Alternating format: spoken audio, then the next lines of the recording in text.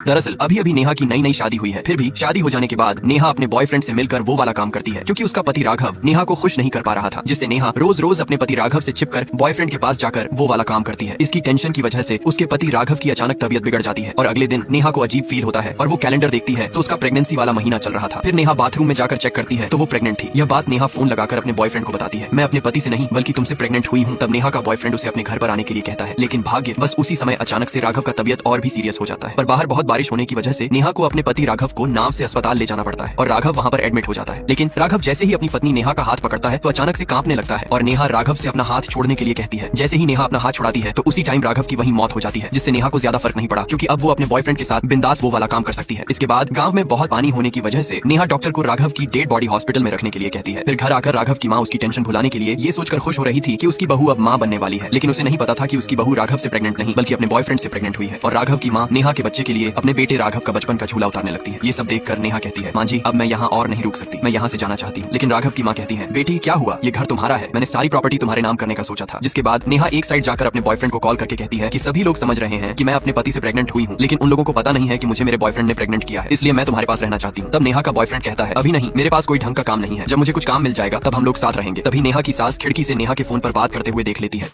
फिर एक दिन नेहा का बॉयफ्रेंड उसे कॉल करता है, लेकिन नेहा के न होने पर उसकी सास लीला फोन उठाती है। तब उसे पता चलता है कि नेहा हर रोज जिससे बात करती है उसी के साथ उसका चक्कर चल रहा है। अब नेहा के घर आने पर उसकी सास कहती है, अगर तुम यहाँ से जाना चाहती हो तो मेरे पोते को मुझे दे दो और फिर तुम्हें जो करना है करो। इसके बाद उसी रात नेहा अपने कपड़े वगैरह पैक करके नाव में बैठकर भाग जाती है और अपने बॉयफ्रेंड के पास जाकर कहती है, मेरी सास को मेरा बच्चा चाहिए और मैं उन्हें बच्चा नहीं दे सकती, चलो हम लोग कहीं दूर भाग जाते हैं। लेकिन नेहा का बॉयफ्रेंड कहता है, नेहा मैं तुम्हें अभी अपने साथ नहीं रख सकता, मुझे कोई अच्छी जॉब मिलने दो, इसलिए तुम अभी वापस लौट जाओ। फिर नेहा अपने ससुराल वापस लौट आती है। अगली सुबह नेहा की सास उससे कहती है, मुझे सब पता चल चुका है, फोन पर तुम जिस लड़के से बात करती हो उसी लड़के का बच्चा तुम्हारे पेट में है। ये सुनकर नेहा थोड़ी देर के लिए चुप हो जाती है और डरते हुए कहती है हाँ मैं अपने पति राघव से प्रेग्नेंट नहीं हूँ, मुझे मेरे बॉयफ्रेंड ने प्रेग्नेंट किया है। ये सुनते ही नेहा की सास रोने लगती है और कहती है, मैंने तुम्हें अपनी बेटी की तरह माना था और तुमने ऐसा किया। फिर कुछ समय बाद लीला के रिश्तेदार उसके बेटे की डेड बॉडी देखने के लिए आते हैं, लेकिन डेड बॉडी अभी भी अस्पताल में होती है क्योंकि गांव में बारिश होने की वजह से पानी पहले की तरफ भरा हुआ है। इसलिए लीला के रिश्तेदार कहते हैं, अगर राघव की बॉडी नहीं है तो हम उसकी पत्नी नेहा से मिलेंगे, बताओ वो कहाँ पर है। तब लीला नेहा के पास जाकर उसे बुलाती है, लेकिन नेहा लीला के रिश्तेदारों से मिलने से मना कर देती है। इसी बीच दोनों सास बहू की बातें नेहा की माँ सुन लेती है, जिसके बाद नेहा की माँ लीला से पूछती है, आपके और मेरी बेटी के बीच में आखिर चल क्या रहा है। ये सुनकर नेहा की सास नेहा की माँ को सब कुछ सच बता देती है। फिर नेहा की माँ जाकर यह बात उसके पिताजी को भी बताती है। नेहा के पिताजी गुस्से में आकर नेहा को बहुत मारते हैं। तभी उसी टाइम नेहा के बॉयफ्रेंड की कॉल आती है, जिसे नेहा के पिताजी उठाते हैं। नेहा के पिताजी नेहा के बॉयफ्रेंड को गाली देने लगते हैं, तुझे शर्म नहीं आती, शादीशुदा लड़की से ऐसी गंदी हरकतें करता है। और नेहा से कहते हैं, शर्म करो, तुम अभी भी उस लड़के के पास जाती हो, आखिरकार उसके पास है ही क्या। तब नेहा रोने लगती है और कहती है, मैंने शादी होने से पहले ही आपसे कहा था कि मैं केवल अपने बॉयफ्रेंड से प्यार करती हूँ, आप लोगों ने मेरी इस घर में जबरदस्ती शादी क्यों करवाई थी। और वहीं पर नेहा के पति की बड़ी बहन थी और वो नेहा के पिताजी से कहती है, आप लोगों को पहले से पता था कि आपकी बेटी नेहा का किसी और के साथ चक्कर चल रहा है, तो आपने अपनी बेटी की शादी मेरे भाई से क्यों करवाई। जिसके बाद कुछ दिनों में बारिश कम हो जाती है और नेहा के पति की डेड बॉडी घर पर आ जाती है और उसी समय फिर से बारिश होने लगती है। अब इसी बीच नेहा के पति को देखने के लिए बहुत सारे लोग आते हैं और इसका फायदा उठाकर नेहा का बॉयफ्रेंड नेहा को खिड़की के पास बुलाकर कहता है, तुम मेरा फोन क्यों नहीं उठा रही हो। तब नेहा कहती है, फोन मेरे पास नहीं है, पिताजी ने फोन ले लिया है, पढ़ा रही हो। तब नेहा कहती है, मेरा मोबाइल फोन पिताजी के पास है और तुम यहाँ क्यों आ गए, जल्दी यहाँ से चले जाओ, अगर मेरे पिताजी ने तुम्हें देख लिया तो फिर हमारी खैर नहीं रहेगी। जिसके बाद नेहा घर में पहले की तरह काम करने लगती है और तभी उसे एक बात याद आती है कि जब नेहा एक दिन अलमारी में से फाइल निकाल रही थी तभी राघव की माँ लीला आकर कहती है, नेहा ये फाइल मत निकालो, ये वो फाइल नहीं है, वो कोई दूसरी फाइल होगी। और बातों ही बातों में लीला उस फाइल को छुपा देती है और यही बात याद करके नेहा फिर से उस फाइल को निकालकर चेक करती है तो उसे पता चलता है कि उसके पति राघव को ब्रेन ट्यूमर था। ये देखकर नेहा एकदम से घबरा जाती है और सोचती है कि इतने दिन से उसकी सांस लीला यह सब बातें उससे छुपा रही थी। जिसके बाद नेहा गुस्से से वही फाइल लेकर लीला के पास जाती है और कहती है, आपने मुझसे इतनी बड़ी बात छुपाई कि आपके बेटे राघव को ब्रेन ट्यूमर था। तब लीला कहती है, हाँ ये बात तुम्हारी सही है कि राघव को ब्रेन ट्यूमर था, बचपन में उसके सिर में कुछ था, इसलिए हमने राघव को डॉक्टर के पास भी दिखाया था, लेकिन डॉक्टरों ने मना कर दिया था कि हम इसे ठीक नहीं कर पाएंगे, इसलिए मैंने तुमसे ये बात छुपाई। जिसके बाद उसी रात राघव की एक सिस्टर नेहा के कमरे में आकर नेहा को राघव के बारे में बताने लगती है और कहती है, जब तुम्हारी और राघव की शादी की बात हुई थी तो राघव की ब्रेन ट्यूमर वाली बात तुम्हारी सास लीला ने तुम्हारे पिताजी के दोस्त को बताई थी। ये सुनकर नेहा के पैरों तले से जमीन खिसक जाती है और वह फौरन अपने पिताजी के पास जाकर कहती है, अगर पिताजी आपको पहले से पता था कि राघव को ब्रेन ट्यूमर है तो आपने मेरी शादी उसके साथ क्यों करवा दी थी। लेकिन नेहा के पिताजी कहते हैं, बेटी मुझे उसकी बीमारी का पता नहीं था कि राघव को इतना बड़ा बीमारी है, नहीं तो मैं तुम्हारी शादी वहाँ क्यों करता। अगले दिन नेहा के पिताजी राघव की माँ के पास आकर कहते हैं, अगर मुझे पहले पता होता ना तो मैं अपनी बेटी की शादी यहाँ हरगिज नहीं करता। तब लीला कहती है, देखिए गलती हमारी नहीं है, आप लोगों की भी है, क्योंकि आपकी बेटी अभी भी किसी लड़के से बात करती है, तो कुछ दिनों बाद आप उसकी शादी उसी लड़के से करा देना, जिससे नेहा की जिंदगी ठीक हो जाएगी। जिसके बाद नेहा के पिताजी नेहा के पास जाकर कहते हैं, ये लो बेटा तुम्हारा फोन और तुम जिससे भी शादी करना चाहती हो कर लो, क्योंकि तुम्हारी खुशी में ही मेरी खुशी है। यह सुनकर नेहा एकदम शॉक रह जाती है और तुरंत अपने बॉयफ्रेंड को कॉल करके ये खुशखबरी बताने लगते हैं कि मेरे पिताजी हमारी शादी करने के लिए मान गए हैं। तब नेहा का बॉयफ्रेंड कहता है, ये तो बहुत बढ़िया बात है, लेकिन तुम हमारे लिए कुछ जमीन अपनी सास लीला से अपने नाम करवा लो। ये सुन नेहा कहती है, तुम पागल हो क्या। तब नेहा का बॉयफ्रेंड कहता है, अगर तुम अपनी सास लीला की प्रॉपर्टी अभी अपने नाम करवा लोगी तो बाद में वो प्रॉपर्टी हमारे बहुत काम आएगी। और फिर डरते हुए नेहा अपनी सास के पास प्रॉपर्टी के के बारे में बात करने के लिए जाती है, लेकिन वहीं पर राघव की बहन आकर नेहा को डांटने लगती है। अब बेचारी नेहा डरते हुए प्रॉपर्टी की बात करने के लिए अपनी सास लीला के पास जाती है, लेकिन तभी वहाँ पर राघव की बहन आकर नेहा को डांटने लगती है और कहती है, तूने मेरे भाई को सरेआम धोखा दिया है और अभी भी तू उस लड़के से बात कर रही है। इतने में नेहा की सास कहती है, बेटा तुम चुप रहो, तुम्हें पता नहीं है जब तुम्हारा भाई राघव बेड पर था तब नेहा ने ही उसकी सेवा की है और नेहा तुम्हें देखकर लग रहा है कि तुम मुझसे कुछ बात करना चाहती हो, बोलो क्या हुआ। लेकिन नेहा कहती है, कुछ नहीं, बस मैं ऐसे ही आपके पास आई थी। जिसके बाद लीला ने जिस झूले को सीट पर से उतारा था वो उसे वापस वहीं चढ़ाने लगती है, क्योंकि अब नेहा तो इस घर से जाने वाली थी। इसलिए लीला बहुत दुखी होती है, क्योंकि ये झूला लीला ने अपने पोते के लिए उतारा था और यहाँ नेहा अपने जाने के कपड़े पैक कर रही थी। तभी नेहा की सास लीला नेहा के पास जाकर कहती है, बेटी अब तुम घर छोड़कर जा रही हो तो मैं तुम्हारे नाम अपनी कुछ प्रॉपर्टी करना चाहती हूँ। तब नेहा कहती है, नहीं माँ जी, अगर मैं आपकी प्रॉपर्टी अपने नाम करवा लूंगी तो मुझे और भी दुख होगा। ये सुनकर लीला नेहा को एक सोने की चेन देती है और कहती है, बेटा इसे लेने से मना मत करना, क्योंकि जब तुम्हारा बच्चा होगा तो ये चैन तुम उसे मेरे नाम की पहना देना। और क्या बेटी, कभी कभी मैं तुम्हें और तुम्हारे बच्चे को देखने आ सकती हूँ। तब नेहा कहती है, माँ जी आप क्यों तकलीफ उठाओगी, जब मुझे आपकी याद आएगी तो मैं खुद आ जाया करूंगी। जिसके बाद उसी दिन नेहा का बॉयफ्रेंड उसके पास आकर कहता है, चलो अब हम यहाँ से चलते हैं। लेकिन तभी नेहा के बॉयफ्रेंड को एक बात याद आती है और वह कहता है, क्या नेहा तुमने अपनी सास लीला से कुछ प्रॉपर्टी अपने नाम करवाई है। लेकिन नेहा कहती है, नहीं, मेरी सास लीला मेरे नाम सारी प्रॉपर्टी कर रही थी, लेकिन मैंने ही मना कर दिया। ये सुनकर नेहा का बॉयफ्रेंड कहता है, मैंने हम दोनों के लिए ही सोचा था, अगर हमारे पास कुछ पैसे होंगे तो हम उनसे कोई अच्छा बिजनेस शुरू कर लेंगे। इसलिए नेहा जाओ तुम अपनी सास के पास और अपना हिस्सा। फिर नेहा बिना कुछ कहे यहाँ से जाने लगती है और जाकर वोट में अपनी सास लीला के पास बैठ जाती है और नेहा सोचती है कि बाकी की बची हुई जिंदगी वो अब अपनी सास के साथ रहेगी। जिसके बाद ये मूवी यहीं खत्म हो जाती है।